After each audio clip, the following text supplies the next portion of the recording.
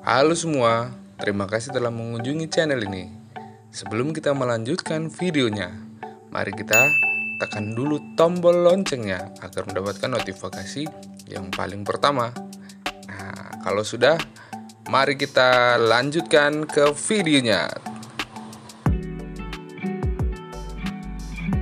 Mungkin sebagian besar masyarakat Indonesia tidak pernah tahu dan tidak menyadari bahwa ada negara ini sebagai tetangga kita. Padahal negara ini berada di perbatasan Indonesia yang notabene tak begitu jauh dari Indonesia. Jika biasanya di buku tertulis Indonesia berbatasan dengan Malaysia, Timur Leste, Papua Nugini, Singapura, Filipina, Australia. Tapi pernahkah kalian mendengar jika Indonesia berbatasan dengan negara Palau? Ya, negara Palau. Nama negara itu adalah negara Palau.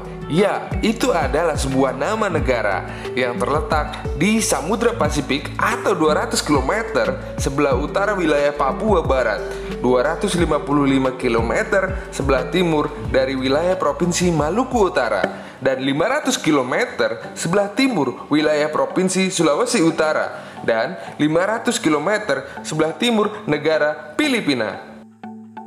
Dari Wikipedia, Palau secara resmi Republik Palau adalah sebuah negara kepulauan di Samudra Pasifik. Negara ini merdeka pada tahun 1994 dari wilayah perwalian Kepulauan Pasifik yang diperintah Amerika Serikat.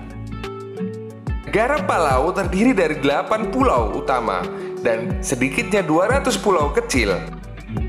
Etimologi dalam bahasa Palau, kepulauan ini disebut belau yang berasal dari kata belu. Penyebutannya adalah kampung oleh orang-orang Palau. Terdapat sebuah mitos, arti kata Palau berasal dari kata yang diyakini adalah ai belu, yang berarti balasan tak langsung. Geografis, negara Palau merupakan negara kepulauan yang terletak di Samudra Pasifik. Daerah Palau yang paling padat penduduknya adalah Angaur, Babel Daob, Koror, dan Peleliu. Sekitar 2/3 dari penduduk tinggal di Koror. Secara iklim, Palau memiliki iklim yang tropis layaknya di Indonesia dengan rata-rata suhu 20 derajat Celcius. Curah hujan yang tinggi tahunan rata-rata adalah 150 inci dengan kelembapan rata-rata 82%. Hujan sering turun antara bulan Juli dan Oktober. Walaupun Palau terdiri dari negara kepulauan dan berada di iklim yang tropis, akan tetapi topan sangat jarang terjadi di sana disebabkan Palau yang terletak di zona luar utama topan. Lingkungan hidup, Palau adalah negara kecil kepulauan tropika yang terletak di Khatulistiwa, yang menyebabkan di kepulauan kecil ini terdapat blok hutan tropika yang kaya akan beragam jenis fauna. 10 buah pulau negara ini dijadikan cagar alam dan 3 buah lainnya dijadikan taman wisata dan taman berburu. Pemerintahan negara Palau adalah negara presidensial.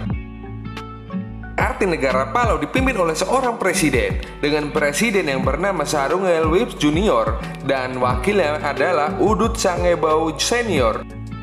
Palau memiliki pemerintahan konstitusional dalam asosiasi bebas dengan Amerika Serikat. Compact of Free Association telah dimasukkan ke dalam Amerika Serikat pada tanggal 1 Oktober 1994, juga menandai dengan adanya kemerdekaan negara Palau. Negara Palau memiliki 3 cabang pemerintahan. Presiden secara langsung terpilih dan melayani jangka 4 tahun. Presiden dan wakil presiden berjalan di tiket terpisah. Dewan Kepala terdiri dari para kepala tradisional tertinggi dari setiap negara yang bertindak sebagai penasehat kepada presiden dan pada hukum adat dan istiadat. Cabang legislatif Olbil Era Kalalau atau yang kita kenal adalah Kongres Nasional Palau terdiri dari 2 kamar, yaitu Senat dan House of Delegates. Semua legislator melayani dengan jangka waktu 4 tahun. Sistem peradilan terdiri dari Mahkamah Agung, Pengadilan Umum, Pengadilan Tanah, Mahkamah Agung memiliki divisi percobaan dan banding dan dipimpin oleh ketua. Hakim diangkat untuk istilah kehidupan oleh presiden dengan persetujuan dari Palau Kongres Nasional. Setiap dari 16 palau negara juga memilih gubernur sendiri dan legislatif. Secara ekonomi Palau terutama dari pariwisata, pertanian subsisten, dan perikanan. Kegiatan wisata berfokus pada selam scuba dan selam permukaan di lingkungan laut yang kaya di Palau itu, termasuk dinding penghalang terumbu dan bangkai kapal Perang Dunia Kedua. Pemerintah adalah perusahaan terbesar yang sangat bergantung dari Amerika Serikat kedatangan bisnis dan turis yang berjumlah sekitar 5.000 pada tahun fiskal 2000 sampai 2001. Palau menerima pendapatan per kapita 2 kali lipat dari Mikronesia secara keseluruhan. Prospek jangka panjang untuk sektor wisata utama telah sangat didukung oleh perluasan perjalanan udara di Pasifik, meningkatnya kemakmuran negara-negara Asia Timur terkemuka, dan keinginan orang-orang asing untuk membiayai pembangunan infrastruktur. Namun, layanan udara terkadang sangat buruk. Palau Micronesia Air, Asian Spirit, dan Phils Pacific menyediakan layanan ke Filipina dengan tujuan lain di berbagai waktu selama tahun 2000-an.